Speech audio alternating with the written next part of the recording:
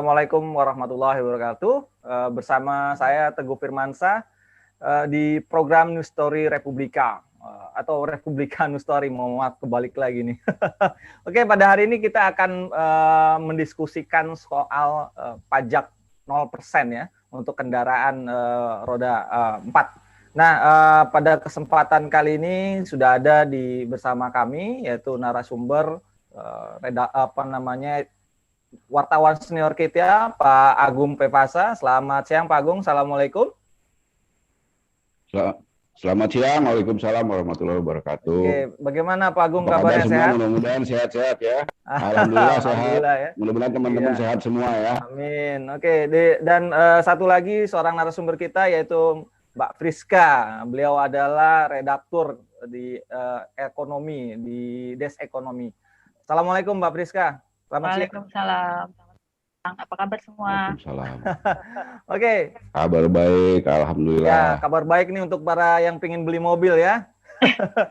Oke, Pak Agung pengen beli mobil lagi nih katanya. Nah, ini Pak Agung dan Pak Friska, kita tahu ya baru-baru ini pemerintah mengeluarkan kebijakan yang cukup ya terobosan baru lah. Terlebih dengan kontroversi yang ada. Pemerintah akhirnya mengeluarkan kebijakan pajak 0% untuk kendaraan. Nah, saya akan bertanya dulu kepada Pak Agung Pepasa ini sebagai reporter senior lah ya, yang cukup di dunia sektor industri. Nah, Pak Agung, ini bagaimana kira-kira dampak untuk sektor industri, khususnya di industri otomotif setelah dikeluarkannya kebijakan pajak 0% ini, Pak Agung? Ya, kalau dari sisi, saya langsung aja ya. Kalau dilihat dari sisi industri, industrinya, penurunannya diluruskan dulu, mungkin bukan pajak barang mewah yang di 0%. Jadi gini, mungkin saya bisa cerita dulu. Di dalam harga komponen di dalam harga mobil itu ada 4 komponen biaya tambahan selain harga dasar dari mobilnya. Itu ada 4 komponen tambahan. Yang pertama itu PPN, pajak pertambahan nilai, itu sekitar 10%.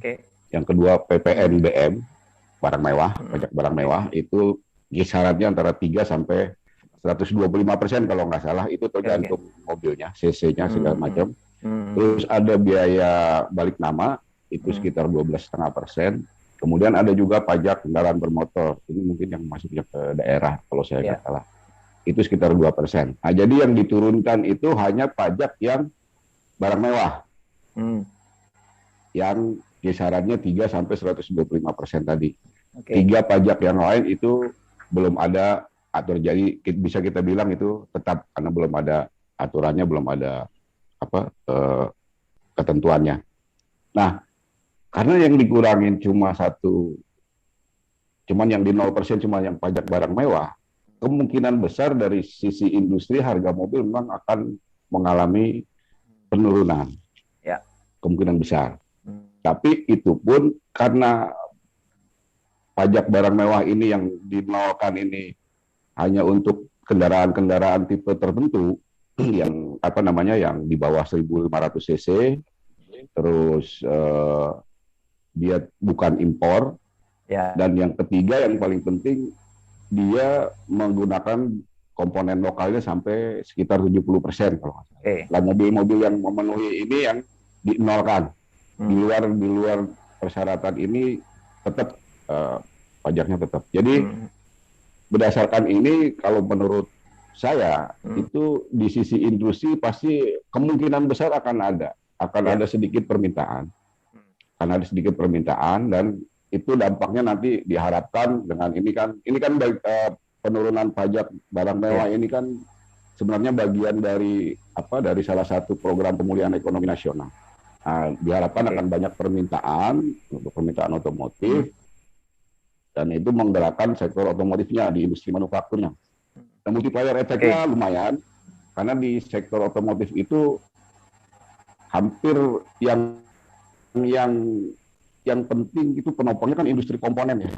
Iya. Nah, upaya sebenarnya sasarannya ini kayak sepertinya mau menggerakkan di sektor industri komponennya nih. Jadi bukan industri otomotifnya sendiri. Yang banyak terancam PHK, penutupan segala macam, pengurangan segala macam akibat pandemi ini kan di sektor komponennya, di industri komponennya sebenarnya. Jadi ini kayaknya yang akan dengan diturunkan pajak diharapkan ada banyak permintaan konsumen, industri komponennya akan efek lagi. Bersandarnya ke arah sana ya Pak Agung ya? Ya, ini saya memperkirakannya, saya membacanya seperti itu. Kalau menurut Pak Agung sendiri ini, mohon maaf sebelumnya. Kalau dengan kisaran sekarang, yang tadi Pak Agung kan bilang beberapa 3 sampai 120% yang PPNBM ya, PPNBM. Nah itu kira-kira berapa nanti harga mobil yang kisaran, misalkan taruhlah harga mobil saat ini 180 juta untuk yang 1500 cc. Berapa nanti kira-kira dengan harga itu? Dengan pengurangan pemangkasan menjadi 0% itu? Pengurangannya kalau saya sendiri belum terlalu apa namanya, belum terlalu memperhitungkan karena kita masih harus menunggu lagi kan apa namanya harga dasar dari mobil, karena kan ketentuan ini kan tidak berlaku surut ya. Sementara harga dasar dari mobil yang baru mau dikeluarin kan belum keluar nih yang per 1 Maret, karena ini kan berlakunya per 1 Maret ya. Nah, kita mungkin masih harus nunggu lebih pastinya itu harga mobil yang dikeluarkan setelah 1 Maret. Gitu baru bisa menghitung, karena itu kan dari industrinya akan menentukan, atau dari dealer atau dari distributornya pasti akan menentukan harganya dulu. Dia pasti punya perhitungan sendiri, mereka pasti punya perhitungan sendiri bagaimana. Gitu. Jadi kalau yang saya baca-baca informasi segala macam dari mana-mana sih, kisarannya mungkin ada di sekitar 5 sampai 15 penurunannya ya. Jadi sebenarnya nggak terlalu, kalau mau dibilang pengurangannya sekitar itu lah 5 sampai 15 atau 20 lah.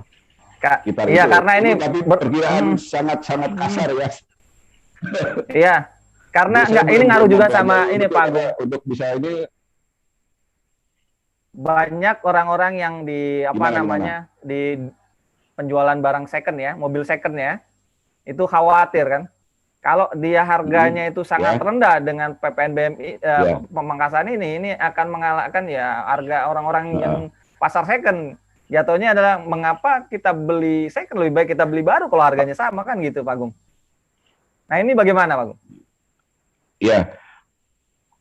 Nah itu memang itu ya, seperti itu kemungkinan seperti itu. Tapi yang pernah saya baca juga dari beberapa informasi dari beberapa sumber juga di beberapa daerah, saya nggak tahu mungkin termasuk Jakarta, tapi di beberapa daerah itu justru yang mobil-mobil used car ini, yang mobil-mobil second ini, dia kan pasti akan ikut turun. Ini sekarang mereka katanya yang saya dengar itu dari banyak sumber itu, mereka justru lagi kekurangan barang. Oh gitu. Kekurangan mobil second. Karena belum ada orang mau jual kali, karena pandemi gini kan susah orang mau beli. Ya, memang serba salah juga. Tapi kalau dengan ini ada penurun, karena ada penurun, kalau ini bisa menurun, banyak orang berpikir kayak tadi, udah ganti mobil baru aja lah, ini aja kita jual. Jadi mungkin transaksi atau perdagangan di mobil bekas itu akan tumbuh juga walaupun nggak signifikan gitu. Oke, saya ada berpengaruh juga lah ke situ. Bertanya kepada Mbak Priska, mungkin Pak Agung, mohon maaf. Banyak orang. Ya, saya lemparkan kepada Mbak Priska.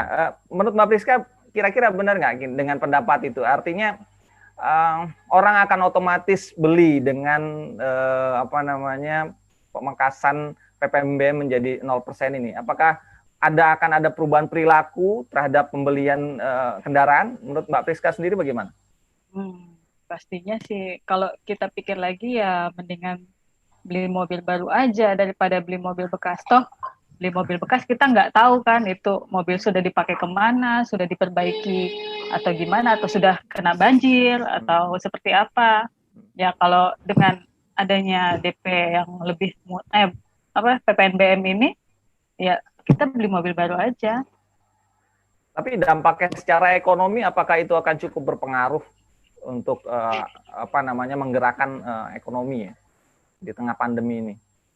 Kalau dilihat dari jenis kendaraannya sih ada, cuman orang kan sekarang lebih mencari mobil-mobil yang harganya di tengah-tengah ya, bukan mobil-mobil mewah yang harganya di atas keterjangkauan masyarakat, apalagi sekarang kondisinya lagi kayak gini.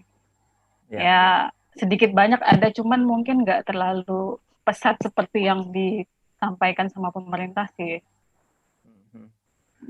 Ada kekhawatiran. Ya, bagaimana Pak Agung, silakan. Kalau boleh nambahin, mungkin dengan penurunan ini menurut saya permintaan akan ada, tapi nggak kemudian orang terus berbondong-bondong beli gitu. Iya. Pasti mereka punya pertimbangan-pertimbangan lain, kapan mesti ganti mobil, kapan kondisi ekonomi mereka sendiri seperti apa, kan di keluarga, di masing-masing juga pasti punya. Sementara kondisi masih pandemi, ya gitu. Kondisi masih seperti ini. Yang justru dikhawatirkan itu justru kalau terjadi permintaannya nambah, kan artinya banyak yang beli mobil baru nih, ya kan? Iya. Ini nanti dipakai rame-rame pulang kampung pas Lebaran. Bisa aja itu. Ya kita berapa bulan lagi kan, ya kan? Ya bisa mungkin bayangin, harga mobil baru aja murah, terus dibeli, dipakai pulang kampung. Sementara pandeminya belum benar-benar selesai gitu. Jadi nanti ini kan salah satu dilemanya seperti itu. Sementara di sisi lain yang industri perekonomian juga tetap harus jalan gitu. Supaya nggak banyak PHK, supaya nggak banyak pengangguran. Ya itu sama aja kayak misalkan, kayak kita ngasih insentif untuk orang berwisata. Kita disuruh berwisata, tapi kemudian dilarang. Di sisi lain kita juga ini ya untuk dibatasi wisata. Emang kadang-kadang seperti itu. Nah tapi Pak Agung, kenapa silakan? Tapi banyak juga yang ternyata tuh dibaca-baca tuh menahan beli mobil. Mereka nunggu 1 Maret dulu, nunggu aturannya keluar dulu, terus ngelihat harga akhir mobil, baru dia beli mobil. Banyak yang kayak gitu sih, aku udah ngomong. Nah, ya, artinya mungkin juga nggak terus kemudian orang berbondong-bondong beli gitu. Saya rasa nggak seperti itu, karena orang akan berpikir untuk kepentingan lain yang lebih substansi, lebih dibutuhkan gitu. Mungkin dampaknya nggak langsung Pak Agung ya. Ya. Mungkin dampaknya udah gitu kan. Selain itu kan untuk beli mobil juga kan nggak bisa mungkin sekarang beli besok datang gitu. Mungkin dampaknya baru berapa sebulan kemudian ada. Cuman pertumbuhannya akan terlihat dari situ, pertambahan permintaannya. Ya. Kita jadi melihat kalau sebenarnya menurut saya sih gimana? Ya kalau kita lihat, tapi ini kan kebijakan ini bukan kebijakan yang ini ya baru ya, upaya untuk menggelontorkan PPNBM itu kan udah cukup lama, 0% itu. Nah baru digolkan di sekarang gitu, di pandemi ini, dan itu juga memicu sebuah dilema ya, khususnya di Kementerian Keuangan yang menganggap yang sebetulnya kalau kita lihat Menkyu Sri Mulyani agak kurang sepakat dengan 0% ini gitu kan. Karena secara tidak langsung akan mengurangi pajak buat negara. Ini kan ada pertarungan kepentingan di antara sektor industri dengan kemudian sektor di keuangan. Nah, menurut Pak Agung sendiri dan Pak Friska bagaimana dengan ini? Mungkin dari Pak Agung dulu terlebih dahulu. Kalau saya melihatnya begini, ini soal ada perang kepentingan atau apa, saya nggak bisa menduga-duga ya. Tapi potensi untuk penurunan penerimaan pajak ada, kemungkinan itu ada. Tapi di sisi lain kita juga punya potensi pertambahannya. Pertambahannya dari mana? Ingat yang diturunin hanya PPNBM. Sementara masih ada lagi 3 pajak lain, ada PPN yang 10%, ada biaya balik nama yang 12,5%, dan ada pajak kendaraan bermotor. Kalau ini dinolin terus banyak permintaan, kan berarti pajak yang lainnya juga nambah, ada potensi juga pertambahan itu. Mungkin ya saya menduga itu juga yang menjadi alasan kenapa penurunan PPNBM ini yang benar-benar 0% itu hanya 3 bulan. Kalau kita lihat kan Maret sampai Mei 0%. Ya. Ya kan, Juni sampai Agustus sudah dikurangin jadi cuma 50% diskonnya. Artinya orang harus bayar 50%. Nanti September sampai November dikurangin lagi, orang harus bayar cuma diskonnya cuma 25%. Jadi orang harus bayar 75%. Artinya memang ada secara bertahap dikembalikan lagi ke level yang lebih hampir mendekati level sebelum dinolkan ini. Jadi menurut saya potensi pengurangan ada, tapi potensi peningkatan juga ada tadi, karena kita masih ada PPNBM yang harus PPN yang harus dibayar, ada BBNKB yang harus dibayar, ada PKB juga yang harus dibayar. Jadi dari sisi, kalau saya melihatnya dari sisi itu, potensi pengurangan penerimaan pajak ada, tapi potensi pertambahan juga. Kalau PPN-nya dinolin, tapi masih ada pajak lain yang kita harus bayar, kan berarti bertambah juga. Kecuali empat-empatnya dinolin, hilang semua. Iya betul, kalau gitu nggak usah deh. Kalau gitu harga mobil jatuh banget nanti. Iya makanya. Lebih motor dong. Itu yang saya melihatnya seperti itu. Oke, kalau Mbak Priska sendiri melihatnya bagaimana dengan penghilangan pajak ini? Bagaimana? Ya, saya sepakat sih sama Pak Agung, pasti ada potensi kehilangan penerimaan negara ya, apalagi sekarang kan kita APBN defisitnya makin besar, ditambah pajak seret, terus banyak insentif pajak yang lain.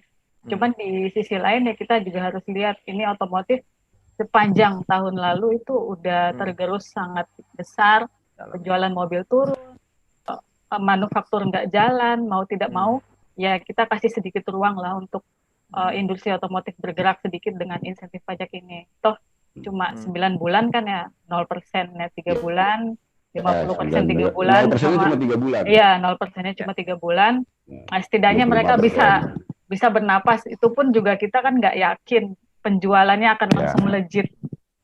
Gitu. Iya. Ya, nah, pemerintah punya lah. Juga. Kalau misalkan cuma 3 bulan lah ya, taruh 3 bulan, apakah itu cukup efektif Pak Agung untuk mendongkrak pembelian itu cuma 3 bulan 0% ya? Sebenarnya kalau yang saya pernah diskusi dengan beberapa pihak ya, ini kalau nggak salah kebijakan ini sebenarnya bukan menghilangkan pajaknya, bukan pajaknya dinolin sama sekali. Jadi pajaknya itu yang dibayar sama pemerintah. Jadi pajaknya dibayarin sama pemerintah. Dananya itu, kalau saya nggak salah, dananya itu udah disiapkan sebagai bagian dari dana program pemulihan ekonomi nasional secara keseluruhan. Kalau nggak salah, mereka nyebutnya, iya dalam belanja pajak kalau nggak salah. Jadi juga sebenarnya nggak dihilangkan, pemerintah nggak dapat gitu dari dana PEN itu, pemerintah kitanya nggak bayar, tapi PPNBM-nya sebenarnya dibayarin sama pemerintah. Ya tetap bayar tapi dibayarin sama pemerintah. Dananya dari mana? Dari dana program PEN itu. Jadi balik lagi, ini cuma 3 bulan. Saya justru melihatnya ini hanya mencoba memicu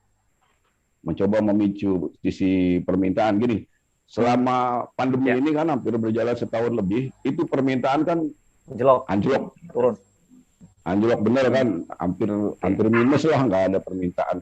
Ini mencoba untuk diangkat lagi dengan penurunan ini. Sektor konsumsi itu kita hampir sekitar 58% itu menopang perekonomian. Perekonomian Indonesia itu di sektor konsumsi itu hampir sekitar 57-58% kalau nggak salah. Nah, kalau ini bisa diungkit, mungkin bisa jadi memicu yang lain, karena kan tadi multiplier efeknya, kalau industri komponennya jalan, pegawainya atau karyawannya dapat gaji lagi, dia bisa punya daya beli lagi, ada permintaan lagi di sektor yang lain gitu. Jadi multiplier efeknya akan seperti itu. Jadi saya melihatnya lebih ke arah itu. Tapi memang persoalannya sekarang ini kan, Kenapa Pak Agung? Silakan. Dari soal tadi singgungannya kan ke kemampuan dana pemerintah nih. Kita APBN-nya udah, defisitnya udah ini. Nah, defisit itu kan sebenarnya udah memperhitungkan dana program PEN ini. Jadi mungkin bukannya kita nggak perlu mengkhawatirkan, kita harus berhati-hati juga dengan itu. Tapi artinya penurunan pajak yang 0% ini mestinya udah ada dalam perhitungan program itu, dananya yang udah disiapin itu. Saya melihatnya seperti itu gitu. Oke. Kembali ke persoalan intinya. Pertanyaannya kan kemudian apakah nanti orang akan membeli mobil dengan kebijakan itu, sementara orang-orang kelas menengah saat ini itu sangat terpukul sekali dengan pandemi.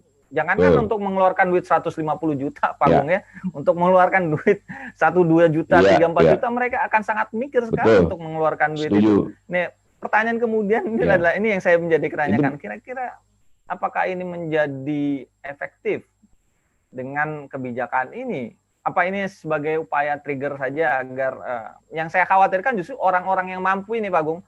Ini kan selama ini banyak orang-orang kaya, yang orang-orang kaya yang sebetulnya dia udah punya mobil banyak nih, Pak Agung, dia nambah mobil banyak lagi. Nah, udah punya duit, nah dia punya akumulasi, ya dia beli lagi. Jadi hanya orang-orang tertentu saja tetap yang yang mengeluarkan uang ya. Sementara orang-orang kalangan menengah dan menengah ke bawah mungkin akan tetap memilih menahan uangnya gitu. Karena pandemi ini kita belum tahu sampai kapan ujungnya nih. Nah, bagaimana dengan kondisi ini? Betul. Mungkin Mbak Priska bisa menjelaskan seberapa efektif. Ya, Mbak Priska dulu. Mbak Priska dulu. Iya, silakan.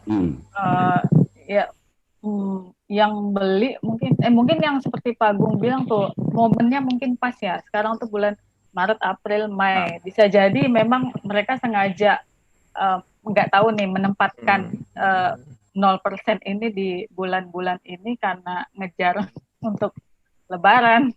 Jadi beli buat Lebaran aja.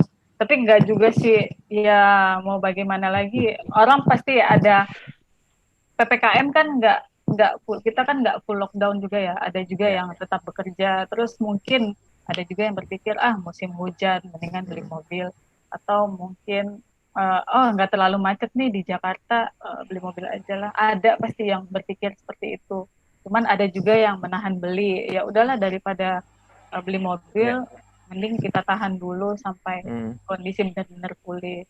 Toh sekarang juga vaksinasi kan udah jalan dan sampai akhir tahun bakal berjalan, dan pemerintah pun optimis ya, katanya tahun ini bisa tumbuh positif ekonominya. Jadi dari situ ya adalah kepercayaan masyarakat buat beli mobil baru.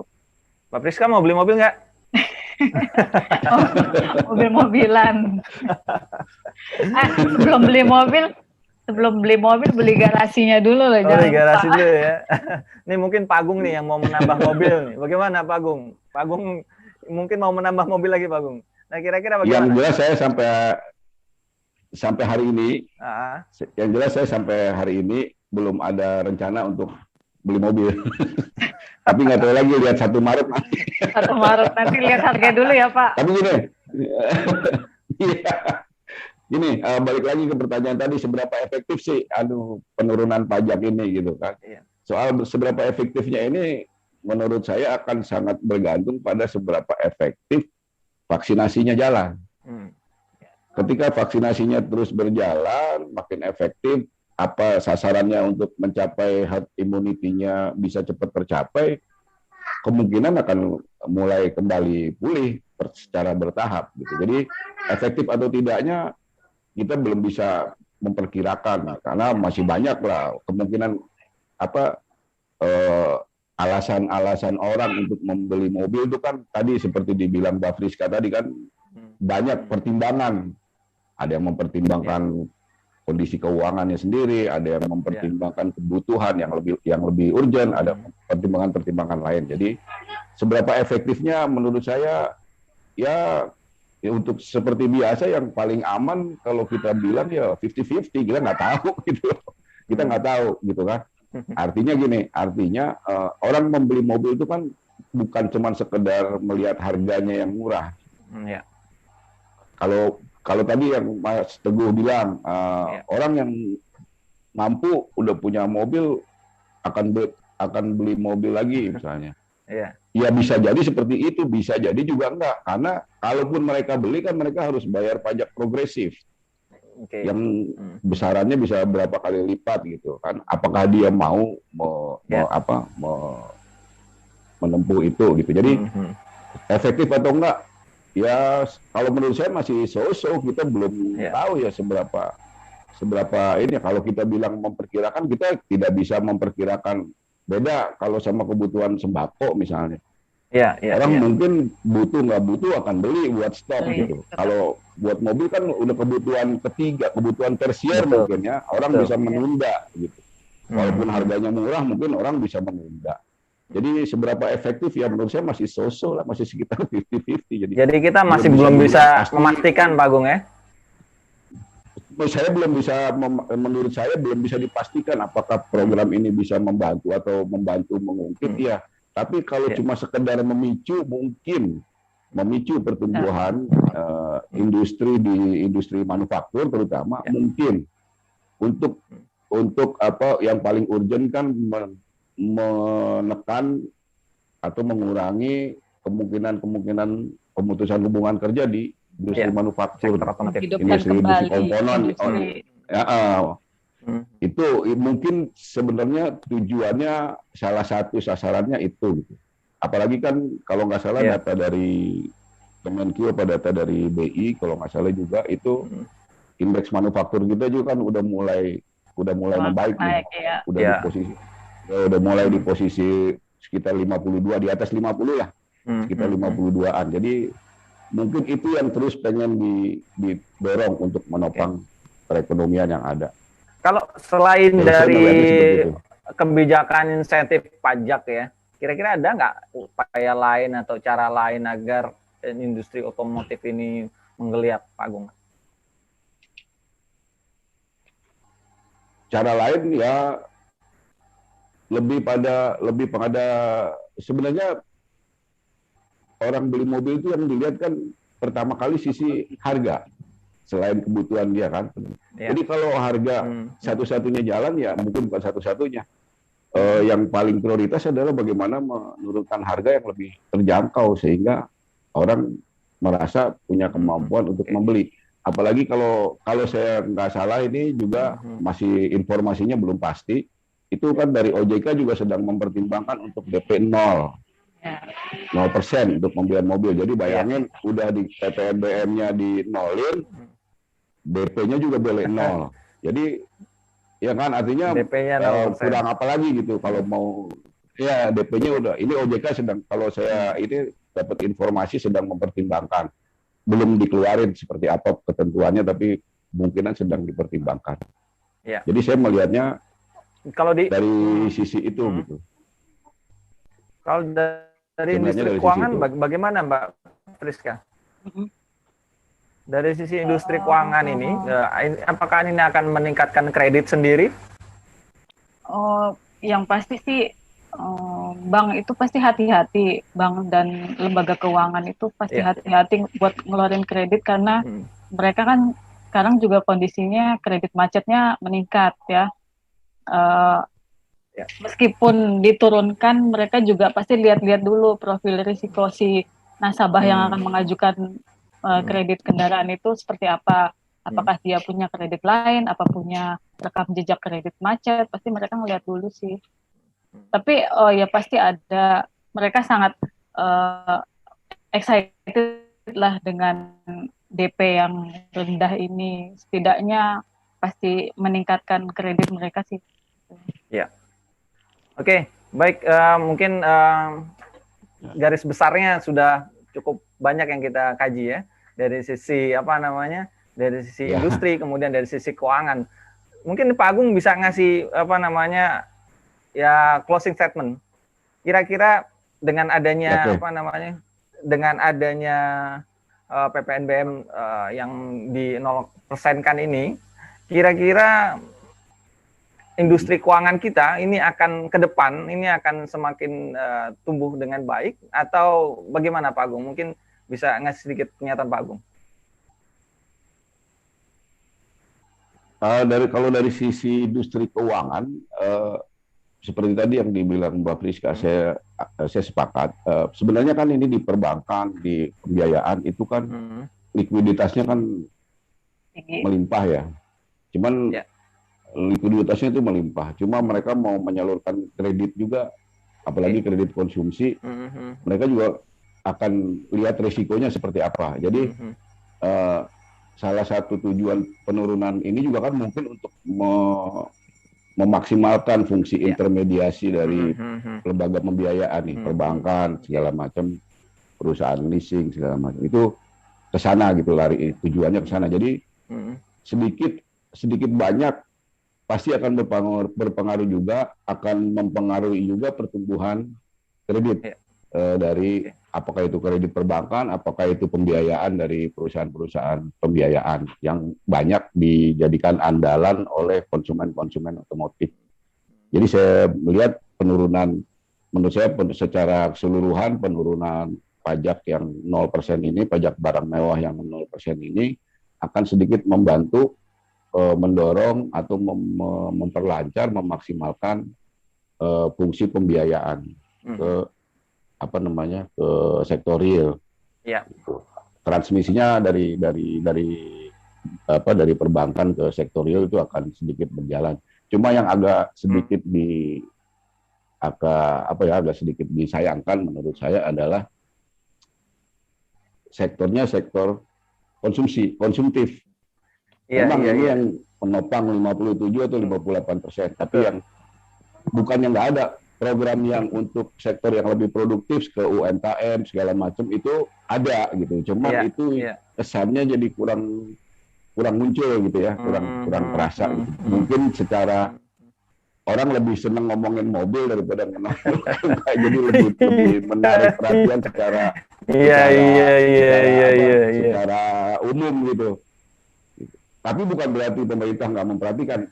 Untuk UMKM ada, dan dananya juga semua udah disiapkan, programnya ada, semua udah disiapkan. Saya tahu ada program macam-macam lah untuk UMKM itu, ada restrukturisasi, ada macam-macam lah. Ada bantuan modal, itu udah. Tapi maksudnya secara di masyarakat ini kan orang betul. Isu masalah mobil ini kan dekat dengan sekaliannya lebih jadi sensitif gitu, bukan sensitif tapi lebih jadi bahan pembicaraan banyak orang gitu. Jadi seolah-olah gaya hidup. Dia melihat menggunakan bahasa pajak mobil 0%. Wah, itu langsung mikirnya aduh mobil diskon. Lagi-lagi kita ngomong pajak penghasilan perusahaan UMKM diturunin, mungkin nggak semenarik yang isinya nggak akan serame ini kan antara otomotif sama pajak untuk UMKM udah diturunin, udah, tapi orang nggak sekontroversi ini. Karena kalau pajak mobil kan karena nggak semua orang katakan semua orang pelaku SKM kan. Kalau mobil kan semuanya berharap punya mobil.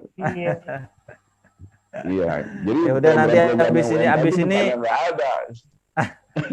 Sangat ada. Habis diskusi ini Pak Gung. Habis diskusi ini kita pertimbangkan kembali. Mungkin kantor mau nambah mobil lagi. buat redaktur ada mobil satu-satu gitu ya. Nah, ini intermezzo aja, bercanda. Yang penting perusahaannya bisa tetap hidup dulu, bisa bertahan dulu. Intermezzo aja. Ya, yang pasti ini yang menjadi hal yang menarik ya di tengah pandemi ini kan, bagaimana upaya pemerintah untuk mendorong perekonomian dari berbagai sisi ya. Termasuk yang kita diskusikan kali ini, pemerintah coba untuk mendongkrak ekonomi dari sisi pajak mobil, pajak PPNBM lah ya di dalam item di penjualan mobil itu. Nah, semoga nanti ya kita lihat saja Pak Gung, kita belum tahu Mbak Friska bagaimana nanti pelaksanaannya. Apakah ini bisa menjadi pendongkrak buat ekonomi dalam negeri yang memang sedang menghadapi pandemi, atau memang ya seperti perkiraan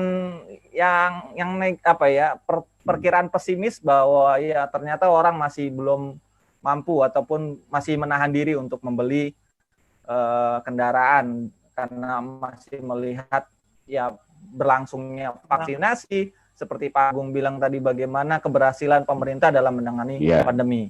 Oke, Pak Agung, Mbak Priska, terima kasih banyak atas diskusi kita kali ini. Terima kasih, sama-sama. Bermanfaat buat para pendengar. Mbak Priska, Pak Agung Pepasa, nanti silakan kalau sudah bulat keputusannya bisa membeli mobil atau tidak. Oke, terima kasih banyak bagi... Bisa ngomongin Teguh ya. Oke, terima kasih Pak Agung. Bisa kalau beli mobil ya. Iya. Nanti saya bukan penjual mobil, tapi ya dipertimbangkan lah. Satu lagi lah. Udah cukup satu, Mbak.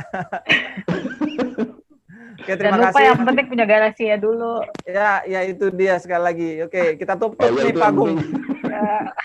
Nanti kita diskusi lagi setelah ini. Oke, Mbak Priska, Pak Agung, saya mengucapkan berterima kasih yang keberapa kali nih, keempat atau kelima kali untuk diskusi kita kali ini. Ya, Sobat Republika. Terima kasih juga sama-sama. Ya, Sobat Republika, demikian diskusi News Story Republika News Story kali ini, di diskusi soal pajak 0% untuk PPNBM kendaraan, dan semoga diskusi ini bisa bermanfaat bagi kita semua. Ketemu lagi dengan kami nanti pada agenda dan diskusi yang berbeda di program News Story Republika News Story. Assalamualaikum warahmatullahi wabarakatuh.